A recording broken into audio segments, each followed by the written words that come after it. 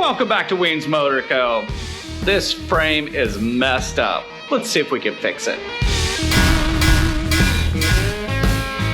If you've been hanging out here at Weems Motor Co. more than a day, you probably recognize this project. No, it's not the show bike that we've been building. However, this is the donor bike that had the engine for the show bike. And this is something that I've had kicking around for a couple of years, and let's just say that somebody did some incorrect modifications to the frame. Let's look at them a little closer. So as we can tell, there's been some modifications back here to the rear section of the frame. It looks like somebody decided to stretch it probably about 4 inches, which puts this frame in a really wonky angle, especially with the headstock being raked out. So what we're gonna do is we're gonna remove all of that stretched out section and try to remove it in a way that we could return this back to the stock dimensions, or maybe with just a slight stretch in it. But in order to get down there to that, we need to go ahead and break this thing down, get the tank off, get the gearbox off, get the front wheel, front end, and the rear wheel off so that we can get this down to the bare frame and look at it a little bit closer. So let's get this bike broke down.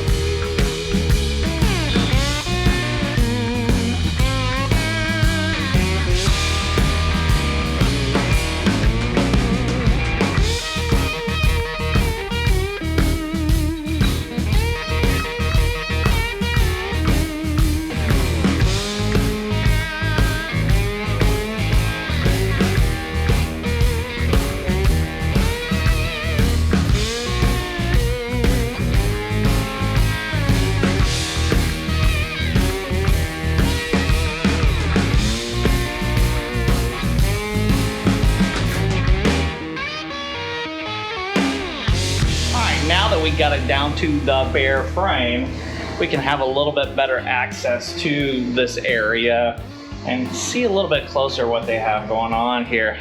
First step in this process is we're gonna take a wire wheel on our grinder and kind of wire wheel this off and get down to see what they actually did there. It looks possibly like it was brazed, but we don't know that for sure until we hit it with the wire wheel.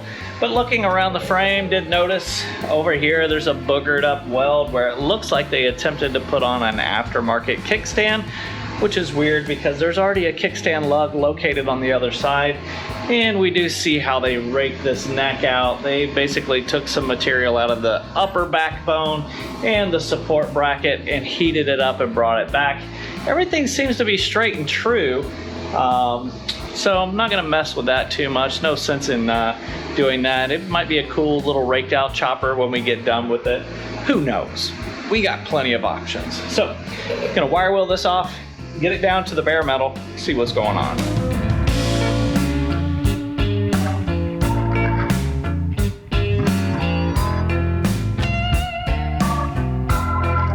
So what that gold colored tint tells me is that this thing was brazed together. Now, people are still doing brazing these days, but brazing was a technique of welding that is kind of a little bit outdated. So it makes me want to think that this 1952 Triumph frame was modified probably in the 50s, possibly the 60s. I don't think they would have done this kind of modification to it in the 50s, but 60s, 70s, this thing was modified.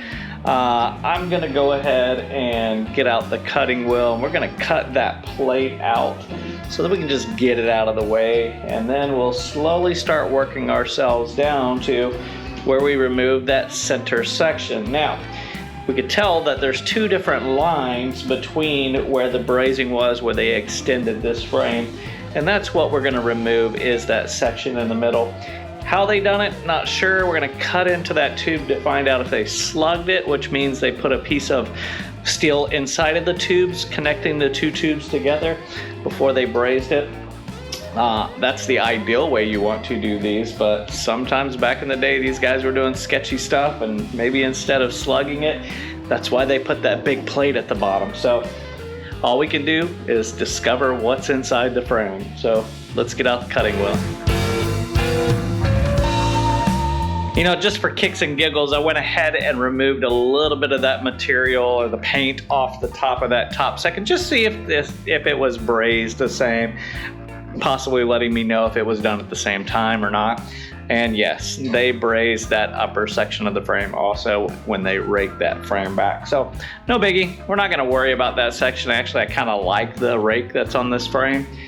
Might do a cool little chopper out of this thing, but yeah, let's cut out that bottom section, get that out of the way so we can find out how they put these tubes together.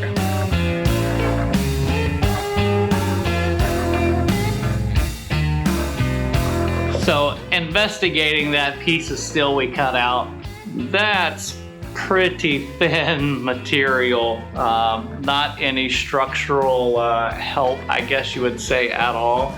Not sure why they did that, but what we're gonna do now, cut right through the middle of this tubing. I don't want to try to sacrifice the original tubing as much as possible, but cut right through this section, right in the middle, and then we could separate it to be able to see what's inside there, if it's a solid piece of steel or if it's been slugged or however it's been done. So once again, cutting wheel, and we'll discover what's going on in the inside of this frame.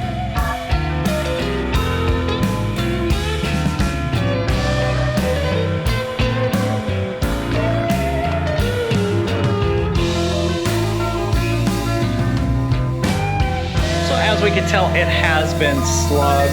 I'm not sure how far it went into each side of the frame. We're gonna discover that here in a little bit.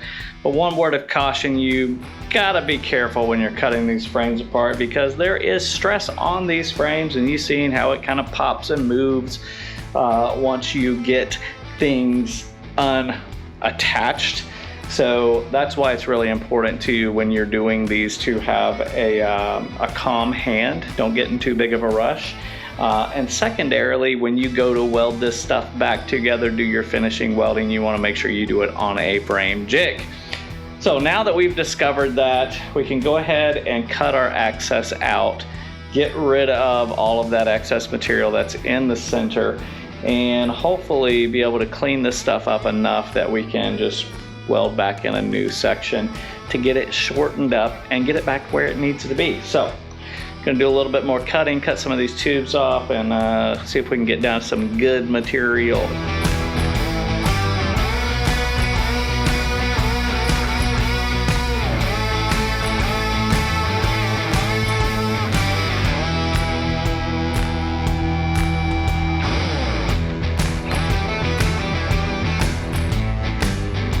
So after much trepidation of removing several pieces of this frame section, I was able to use my easy out and kind of fish out the slug that was left into the frame after I made it past all that brazing. And what we discovered was these little pieces here that they had basically stuck up inside there, and then it stepped up to the outside diameter of the 1-inch tubing. Essentially plugged, but one thing I noticed was that these are not very, let's just say they're not very parallel. I don't know if they just used a grinder to cut down the outside diameter of these, but didn't do it the best way it could possibly done. I mean, they probably did it the best way they can do it, but nowadays with technology and me having like a lathe in my shop, I can get those exact dimensions right. So I'm gonna flip this frame over and see if I can get the rest of those slugs out of the bottom side of this frame. And once we do that, then we can get the frame set to the right dimension lengthwise from our transmission or gearbox mount here all the way back to where the exhaust mount would go. So we'll get that measurement. I've got a stock frame out back that I can get exact measurements off of, but I think I want to stretch this frame 1 inch. That'll get the frame a little bit lower compared to how low it was slammed before with like 4 inches of stretch into it. So yeah, but we're gonna get that other one out and see if we can get that right measurement and keep working and plugging away on it. Let's keep going.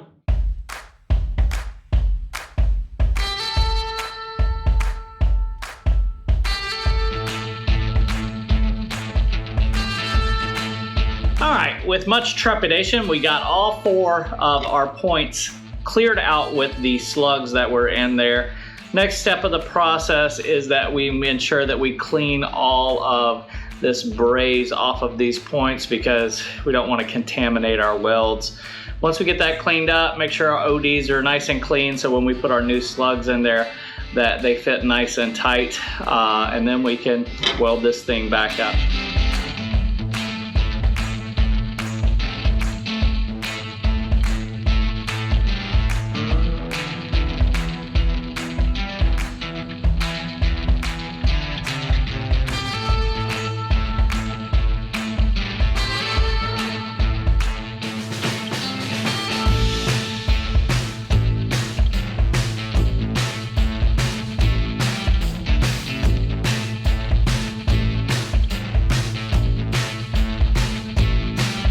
So making lots of a mess, dust, dirt everywhere in the shop.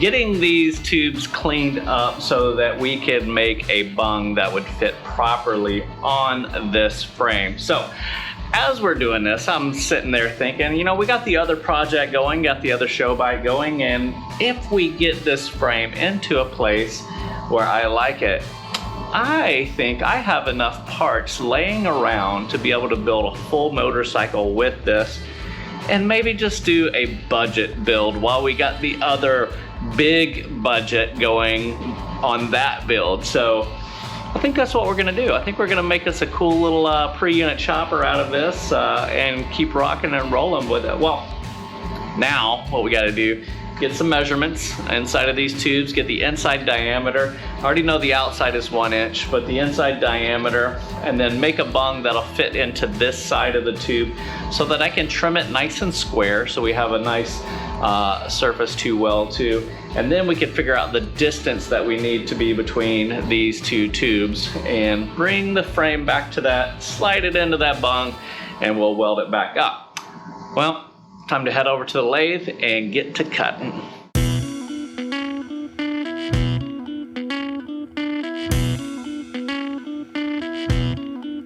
All right, so we got our piece turned up. I left about 3/4 of an inch that would slide up inside of this tube so we can actually drill a hole in the side and do what's called a rosette weld. It's like a plug weld there, and it's gonna hold it into place. But before we do all of the welding and everything, we wanna make sure that we got the distance that we are desiring to stretch the lower portion of this frame. Now I do have a stock frame out back and I'm able to pull some measurements off of it. But what we found is that from the bottom down here of this axle plate, it has a hole right there. So we're gonna go from that hole all the way up to this hole. And the measurement that we desire is 18 5/8. That is gonna stretch this bottom rail of this frame exactly 1 inch. Now, because these frames may have been cut weird side to side, I'm gonna have to make a plug for each side, making sure that that distance is correct on both sides. So what I'm gonna do is move the frame to where I can get that dimension of 18 5/8 from hole to hole, and then I'll get my measurement between these 2 tube portions, and that'll tell me how much that I need to leave exposed on the outside diameter of this plug. So then we can turn down, we can leave an extra 3/4 of an inch and turn down the diameter so it'll fit into this plug portion, and we can pull that frame together and we can do those welds. Well, before that we'll drill the hole so we can do the rosettes. But before anything is welded, we have to do both sides. So get these measurements, get this one finished up, and then we'll go ahead and knock out the other side. Save you guys a little bit of time. We'll get to the portion where we're bringing the frame together.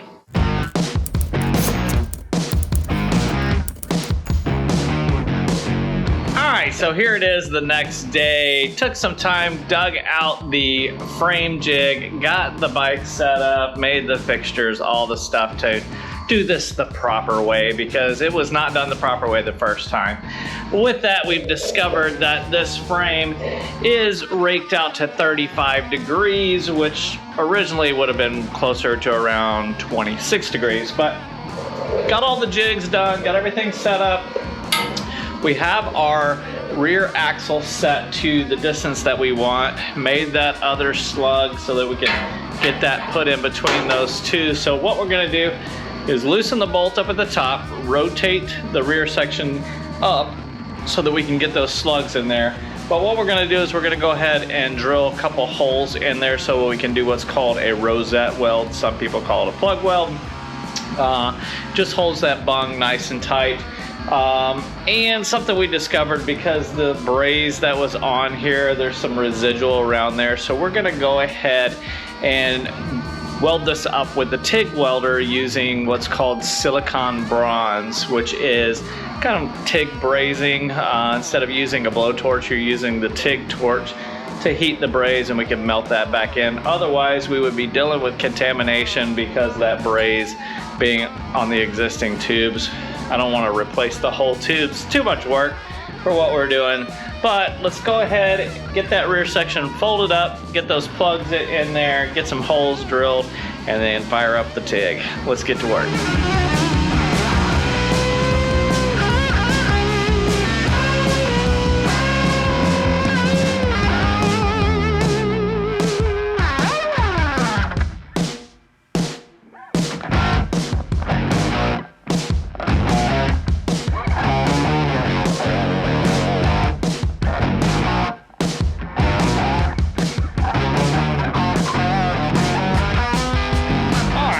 Fitting together perfectly. We left a little gap between there so that we can make sure that we are getting full penetration all the way through our tubing down to our bung. So now we just got to fire up the TIG, get the settings right to do silicon bronze, and get to work, and we'll be done on this frame, and we can start building this into a cool bike. All right, let's get to welding.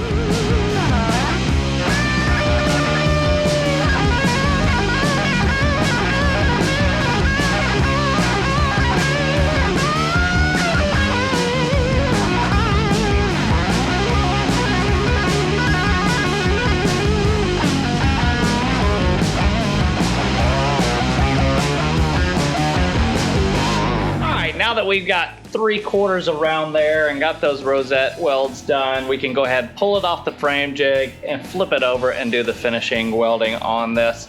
Let's get it off the frame jig, finish welding it, and then we'll be done.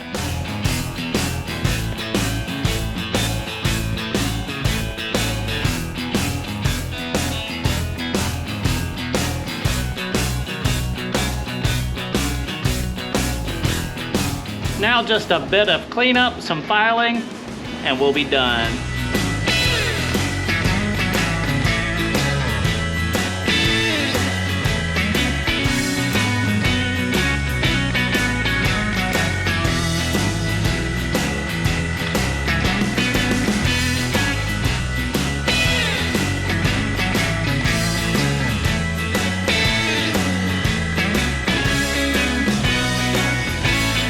And there you have it. We got a couple little low spots that we'll go back and fill in, but I'm not gonna bother you guys with that because you've been hanging out for a long time already.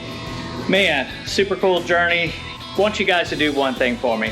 I want you guys to jump over to Weems Motor Co. Go check out the merch. We got shirts, we got hats, we got all kinds of stuff. Sign up for our Patreon. These guys are getting to see a lot of cool stuff, as you've seen in the last video. But with that, we're wrapping up today's video. We thank you for hanging out. If you are new around here, jump down and hit the subscribe button. If you really like the video, hit that thumbs up, turn those notifications on, and let everyone know what's going on right here at Weems Motor Co. Peace.